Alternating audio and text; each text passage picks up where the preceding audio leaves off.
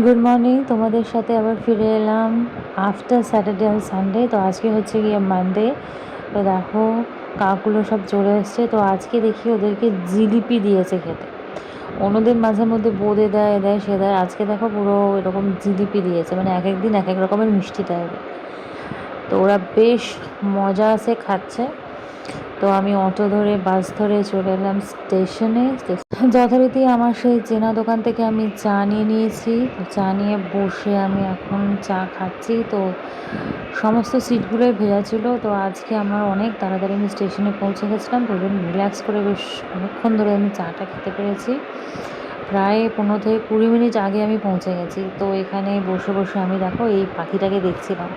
ও বেশ সুন্দরভাবে বেশ লাফাতে লাফাতে একবার এখান থেকে কি একটা খুঁটে খাচ্ছে, আবার লাফাতে লাফাতে এখানে যাচ্ছে ওখানে যাচ্ছে। মানে এইভাবে আমি আমার সেই 20 মিনিট সময় কাটিয়েছি স্টেশনে বসে। আর এই পাখিটাকে বেশ সুন্দর লাগছিল দেখতে। একবার দেখো, মানে খুব সুন্দর করে একবার এখানে যাচ্ছে ওখানে যাচ্ছে, এই লাফিয়ে লাফিয়ে একবার এখান থেকে ওখানে ওখান থেকে সেখানে।